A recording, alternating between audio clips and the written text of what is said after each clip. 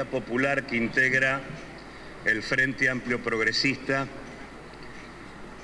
Lo primero que quiero señalar es que hay más de dos miradas. Y partiendo de esto, lo primero que quiero decir es que la sensación que nosotros tenemos es que ha sido invitado el Parlamento Nacional a perder el tiempo.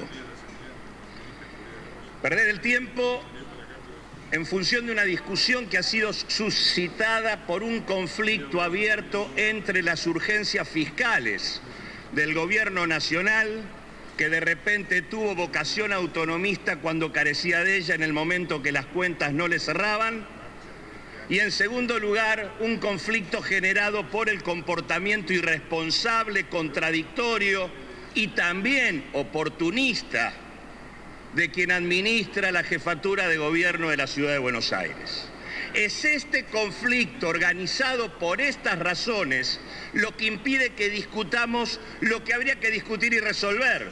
Por eso estamos perdiendo el tiempo, porque el tema a resolver es la situación de colapso del transporte en la región metropolitana. Y esto acá no solo no se va a resolver, sino que además en la práctica vamos a dar un paso atrás. Porque si se entiende que hasta el momento quien ejerce el control del área metropolitana es el Estado Nacional, ya que no funciona una autoridad metropolitana, y si se entiende que el subte es un subsistema del sistema de transporte metropolitano, desgajarlo de esa discusión es ir para atrás en el debate del transporte y no ir para adelante. Acá debiéramos estar discutiendo cómo el subte llega al Gran Buenos Aires, no debatiendo cómo se queda en la ciudad para resolver el problema que tenemos planteado. Y en segundo lugar, tampoco estamos resolviendo el problema, porque si lo que se quiere es zanjar la contienda entre dos jurisdicciones frente a esto, como ya lo han afirmado muchos diputados y desde nuestro interbloque el diputado Juan Carlos Zabalza, no hay nada que decir por parte del Parlamento Nacional para resolver una contienda interjurisdiccional. Eso va a terminar resuelto en la Corte Suprema de Justicia, más allá de la sanción que nosotros podamos hacer hoy o dejar de hacer. Ahora, a esta altura del debate, la pregunta que uno podría hacerse es la siguiente: ¿por qué razón ambos gobiernos, el gobierno nacional y el gobierno de la ciudad, cuando firmaron el acta no interpretaron silencio, que por tenían favor, que traer el acta al Parlamento Nacional y a la legislatura de la ciudad?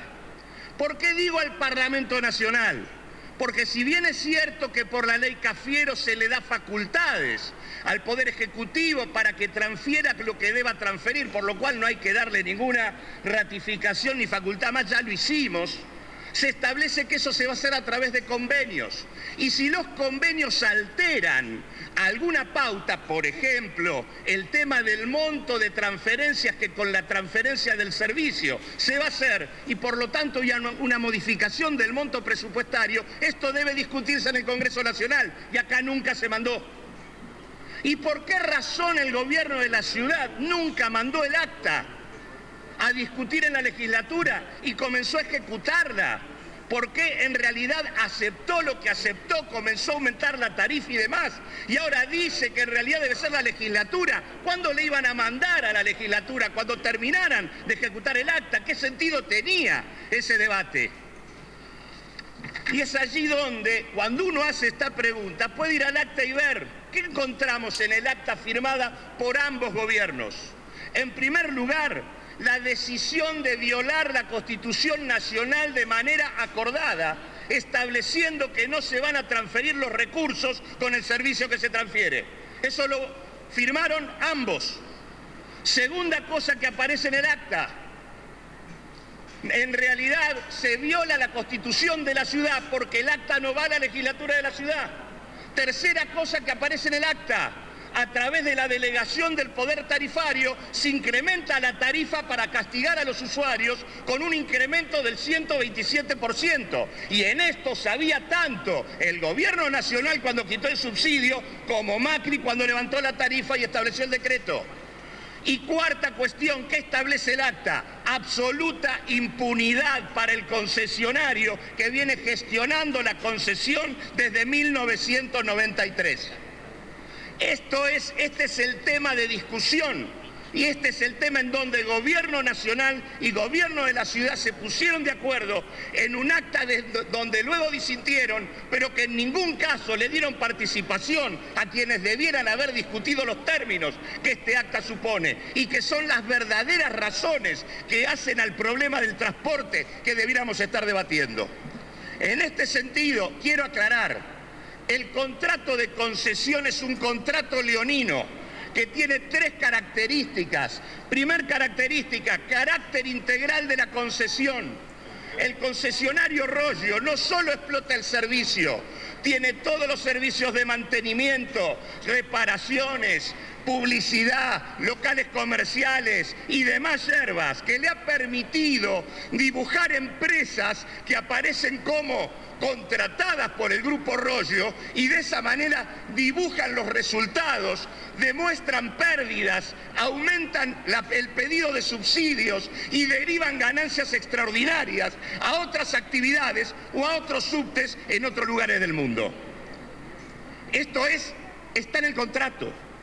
Segunda característica del contrato, el que está a cargo de las inversiones es el Estado.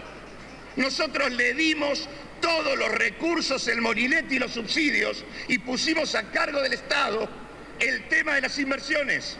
Tercera característica, cómo se regula el contrato en materia económica. Parte de noviembre del 93, dice, hay una tarifa determinada y hay un flujo proyectado de pasajeros. En función de esto se establece el subsidio. Hoy, este concesionario tiene un flujo de pasajeros que supera en un 40% lo que estaba establecido en el contrato original. ¿Hay modificación del subsidio? ¿Bajó? No bajó, subió. Es más, en el 4º año de la concesión ya habían logrado lo que esperaban en la proyección del año 20. Consecuentemente, el problema es la concesión y si analizáramos las sucesivas renegociaciones que se vivieron, son todas para peor. Lo que resulta extraño es que a nadie se le haya ocurrido en el debate sobre cómo se hacía con el subte tocar este tema. La verdad es que en lugar de estar asistiendo a este debate lamentable, Gobierno de la Nación y Gobierno de la Ciudad deberían estar revisando la concesión para no tirar sobre las costillas de la comunidad el aumento de tarifas absolutamente innecesario.